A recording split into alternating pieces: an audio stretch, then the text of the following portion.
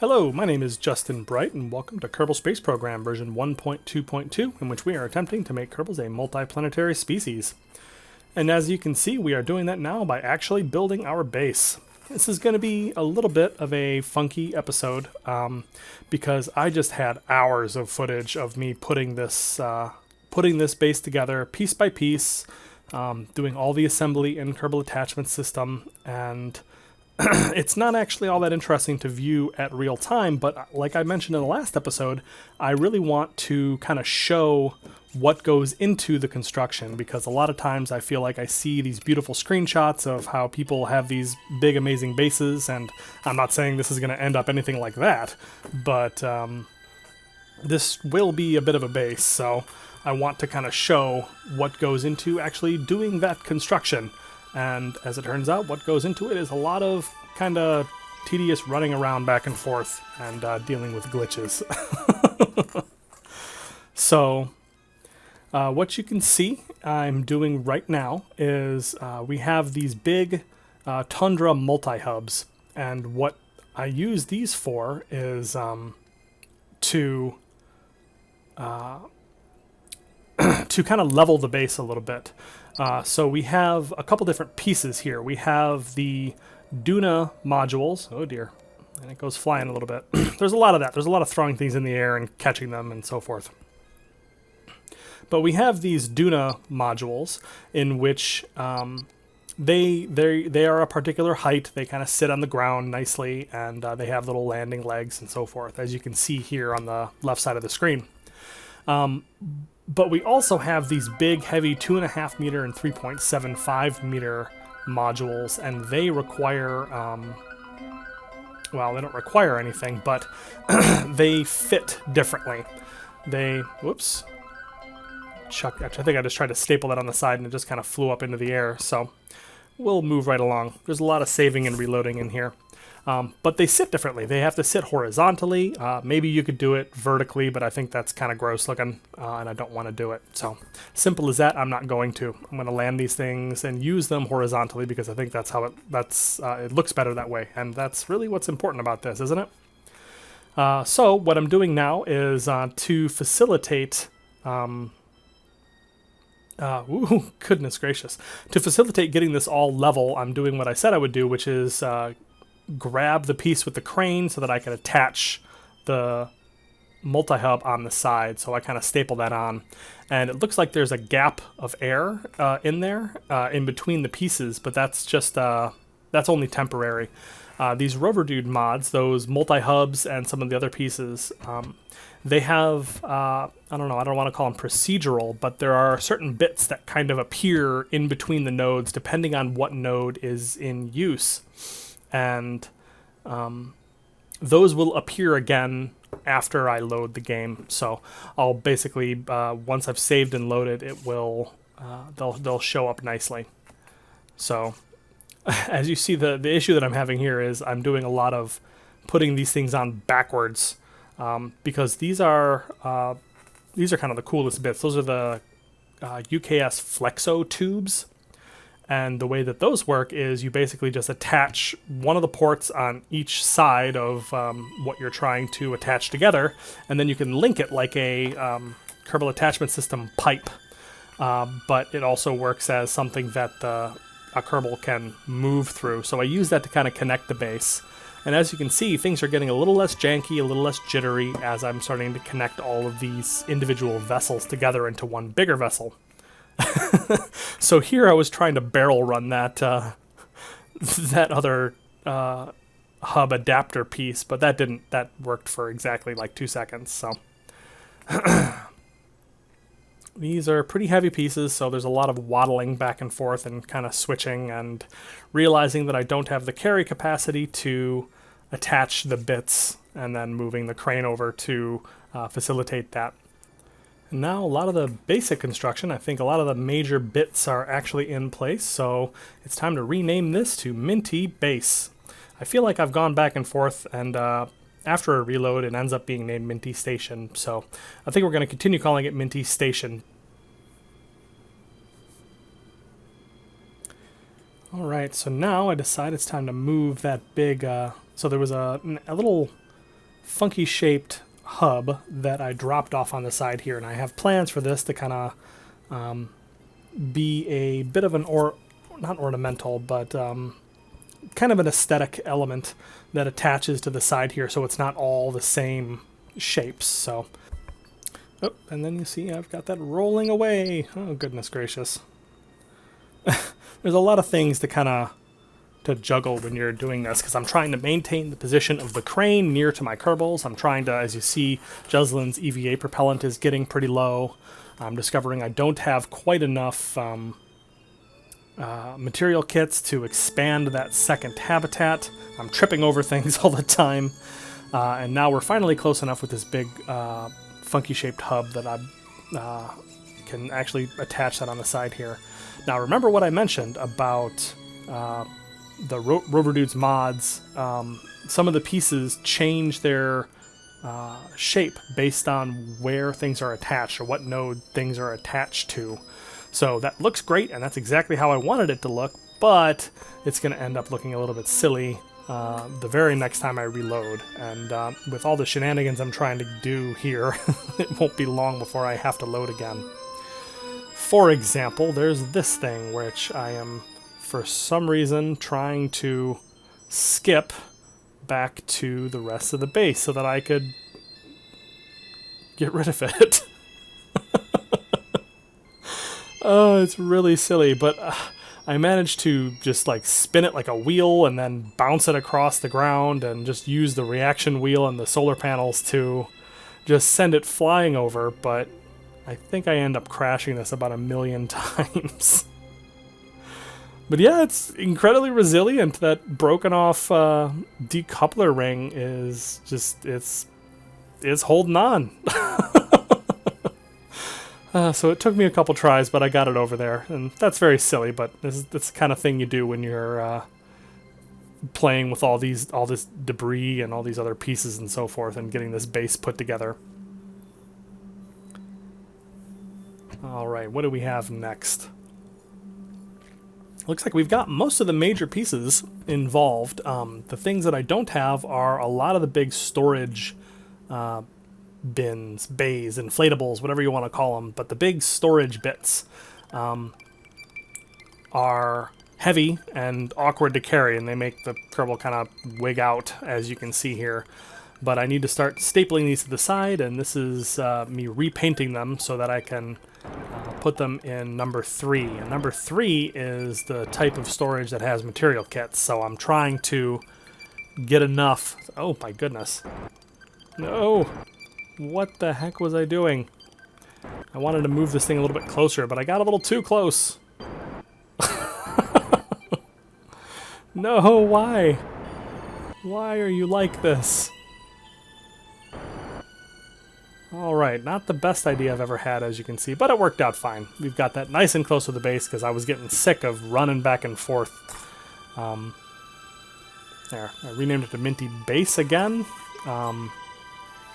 Like I said, this is eventually going to be named Minty Station, but now I'm actually in. So we've got this thing built, most of the major things are attached, and what I'm doing now is I'm just kind of playing with the different pieces that are attached to see what I have available to me at this point. Like I said, I'm attaching additional storage bays so that I can have room for material kits so that I can blow up things like this. And I'm getting like the cultivators online, I'm getting the agriculture online. I don't think I have the farm quite set up yet, but it's getting pretty close. And got a little overexcited and flung myself around.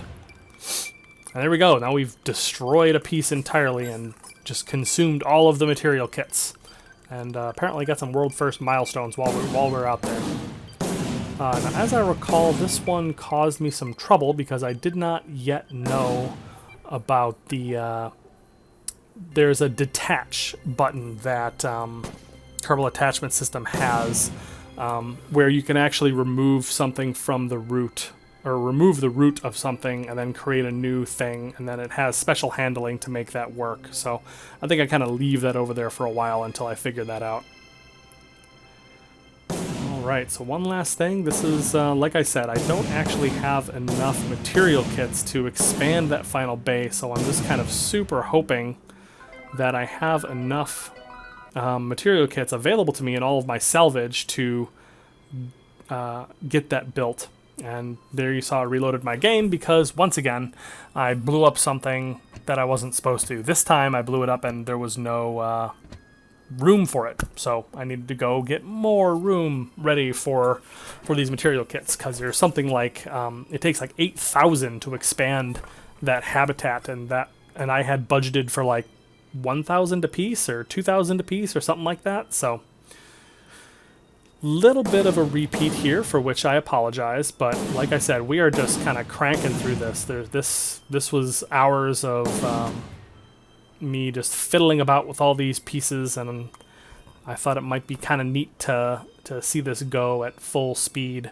I think in the next episode we are going to have some more mission-based stuff. I think I send up and I get some science and do some other work with that. I say that in the past tense because this is actually some old footage. I've been pretty busy lately trying to actually play other games and work on developing my own game and that sort of thing. But this is all footage that I recorded in one like marathon 5-hour play session. And you can see here I'm even trying to tear apart the engines on my little lander vessel there, trying to get the last little bit, but we're short by, I think, like 600 material kits, which drives me up the wall. But yeah, I've been pretty busy, so I've been just kind of disassembling this footage one bit at a time, making episodes for you guys, and hopefully it's been interesting to watch this base come together. But I think that we'll be moving up to closer to real-time speeds in the next episode, because I think half of the previous episode was double speed, and this whole thing is pretty much going to be double speed just because of the number of hours of footage that I have. As you can see, I'm desperate. I'm even trying to dig in there and clip into the side and get all these batteries that I clipped inside of this tank here, just trying to get the last little bit of material kits, and running out of EVA propellant, and I run back, and then we're right back to it. Yeah, so this base is actually pretty close to finished at this point. I think we're missing a couple of, what do you call it? We have all the bits here. I haven't quite stapled them onto the side yet, but that's coming very soon. But we have all the stuff here. The things that I believe are missing are, there are some additional construction chains, basically, where I can actually create like colony supplies, and I can actually create material kits like out of ore, and with an engineer at the helm, that sort of thing.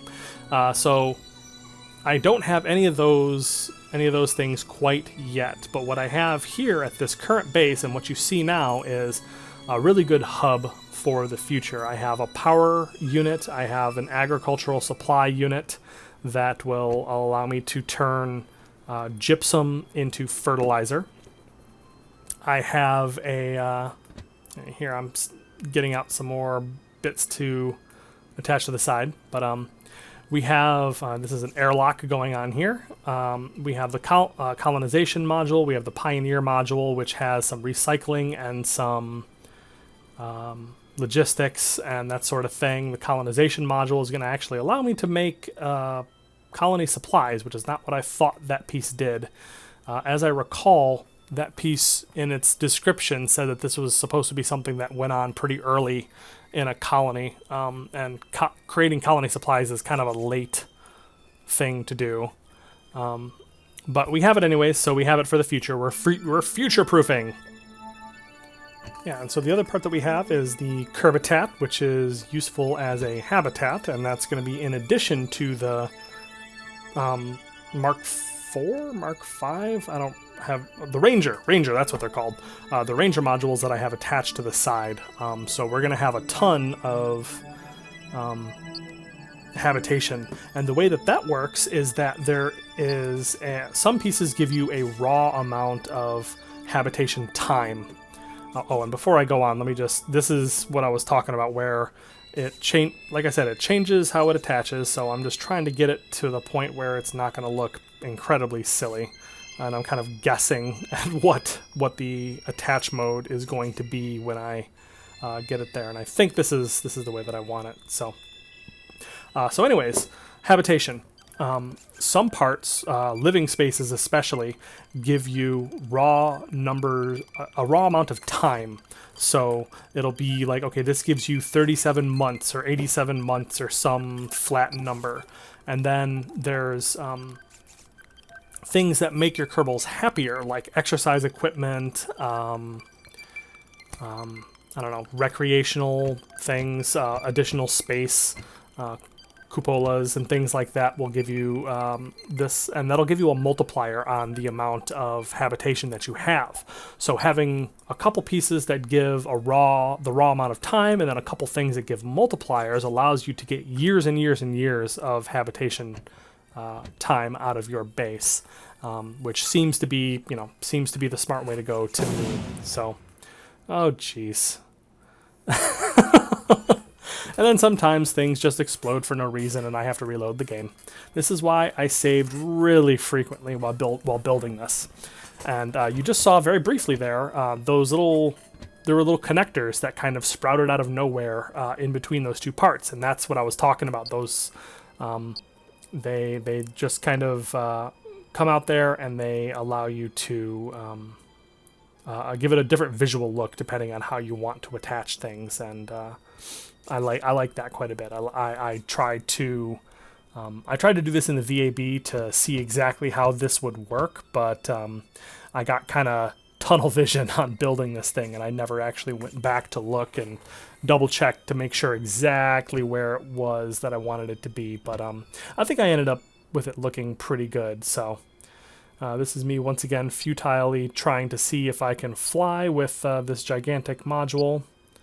And then realizing that it is actually way heavier than I can hoist even with the crane. So you'll see, like very briefly on the screen, it said 12.3 tons, and maximum Kerbal lift capacity is 7 tons. So this is a bit of a conundrum. I'm not actually sure what I'm going to do about that. I think I may have to send out a forklift just to help move this big piece. And I've tried all kinds of different things. Like I tried to jump in to a vessel to kind of see if I could trick it that way and store the piece. What it is it's actually a workshop module that I decided I would fill up with machinery ahead of time.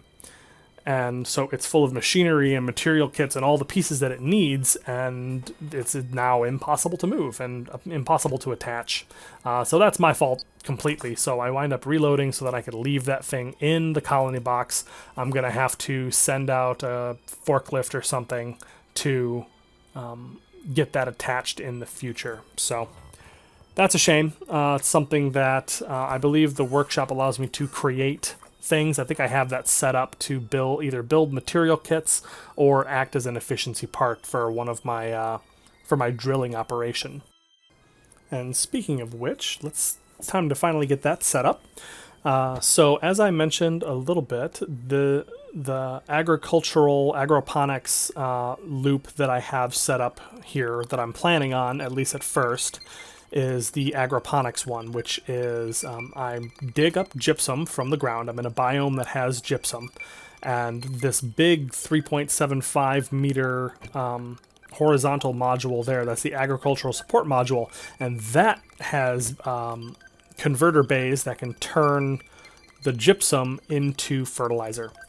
And fertilizer and mulch, when put together in the Habitat or the agricultural module, one of those two, can become is how you create supplies. So it's just mulch and fertilizer, and that's it. But you're limited to the amount of of supplies that you can create based on how much mulch you are producing. So but it seems to me like I've been looking at the math, and it looks like you actually create slightly more supplies than you generate mulch. And mulch is created at a 1-to-1 ratio with supplies. So I don't actually know why you would ever do a different module. I guess if you had if you actually had a farm set up where you had Kerbals in one base on one part of a planet. I'm going to put that in upside down. But if you had Kerbals in one base on one part of the planet creating supplies in a big farm, and then you had Kerbals on another part of the planet that were not creating supplies but needed to draw supplies from the planetary logistics, then that, I guess, would make sense that you would not be able to use their mulch to create more supplies. But I feel like if you're using the planetary logistics anyways, why couldn't you just, distribute the mulch, I guess. So yeah, there's obviously some more that I don't know about how this whole thing works. So I'm hoping to find that out as I expand this base and as we move forward a little bit. So yeah, let me see. I have the drills, I have the agricultural support module, I have the power distribution unit, colonization module, pioneer module, Kerbitet, and agricultural module. So I think that's everything that's on this initial station. Everything else is efficiency parts, power transmitters, storage bays, obviously the drills. So what I think we're going to do in the future with this base is there's two kind of major things that I'd like to get set up. And the first one is I want to build another mining base to get some of the other materials, because as I mentioned in a previous episode, we have near us all of the resources. Basically every single resource except for water is accessible to us within about 2 kilometers of this base, because I'm kind of nestled in between 3 biomes. So what we're going to be able to do is, if we build 3 bases and kind of connect them up with rovers that can transfer the materials back and forth, we're going to be able to create a base that has everything, absolutely everything.